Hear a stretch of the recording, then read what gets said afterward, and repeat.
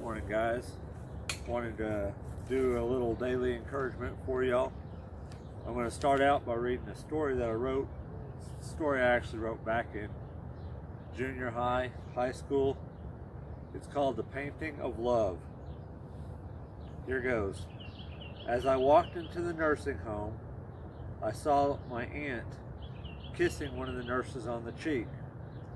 I stood back and smiled, quietly waiting to speak with the nurse. While I waited, I realized that there was a painter off to one side of the room. I slowly walked toward him and looked at his blank canvas. Watching his hands skillfully work, I saw my aunt's face appear under his delicate brush strokes. When he was finished, I looked up to see the nurse walking over to him. "Thank you, Mario. I believe that's everyone," she said with a smile. Seeing me, she continued, "Well, Mr. Dixon, we weren't expecting to see you today." I heard behind me, and turned to see Nurse Wallace.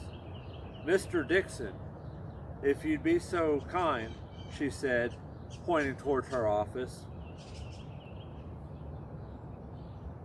"The paintings are for the new facility.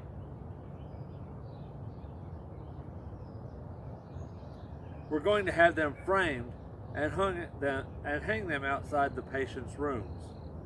But that's not why I called you here." "Well, with the new facility that is being built, we will be getting a handful of new patients. The new building is actually going to house 2 separate nursing homes that are closing down, as well as this facility. When the original plans were made, the nurses from all 3 homes were going to transfer to the new facility. However, several nurses have decided to go into the private sector, several have decided to retire, and several are moving out of town.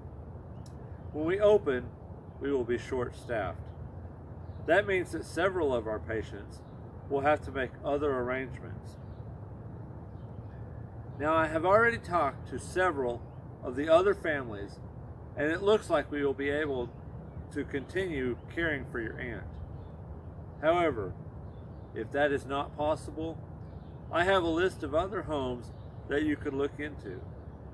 I can also give you the names of nurses that are going into the private sector." I looked at her and was silent. "Well," I finally said, "that's a lot to think about. Do you have that list available?" "Yes, I do. Here you go." I thanked her and got up. My aunt was already in therapy, so I left. As I drove away, an idea struck me. I quickly picked up my cell phone and called my girlfriend. "Hey, beautiful, how are you?" I asked when she picked up. "Good, and you?" "Great. Anna, this may sound funny. How many of your classmates need jobs for their internship?" Puzzled, she answered, "Well, let me see. That I know of? About 15. Why?" "I have an idea.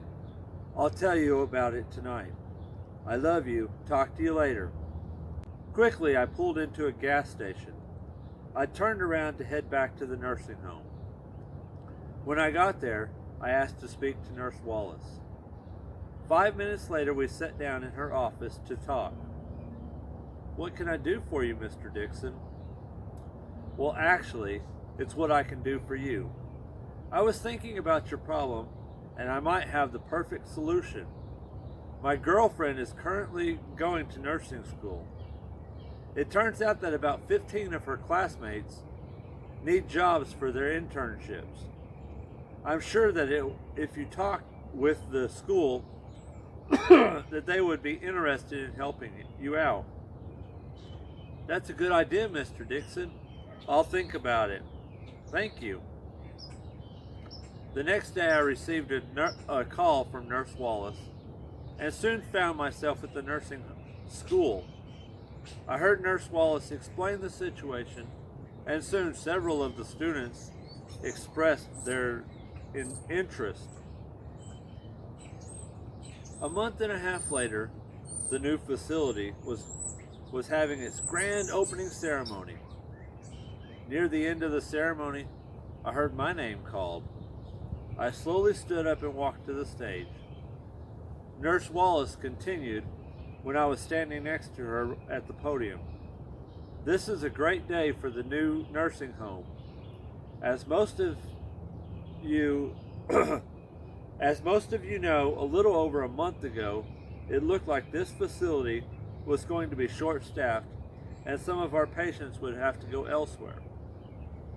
However, thanks to Mr. Dixon, that problem has been solved. We are fully staffed and did not have to turn away a single patient. As a token of our appreciation, we would like to present Mr. Dixon with this painting of his aunt, who currently resides with us. As she finished, my aunt wheeled over to me. I bent down to give her a hug. As I walked off stage, a tear rolled down my cheek. I sat down and wrapped my arms around Anna's neck. Like I said, that's a short story that I wrote back in junior high. It was actually for an English class to write a story based on a picture that we were given. And the picture I was given was of a lady in a wheelchair kissing a nurse on the cheek. And this is the story I came up with. So, my daily encouragement today, in the story that I read, the characters seem to be facing a difficult task in keeping the nursing home open and fully staffed. Through the effort of the main character, they were successful in accomplishing the task at hand. While it might not have been an impossible task, it was a daunting one for them. In Matthew 19, verse 26, we read Jesus' words, "With man, this is impossible, but with God, all things are possible." It reminds me of a kid's song. You've probably heard it. "My God is so big, so strong, and so mighty.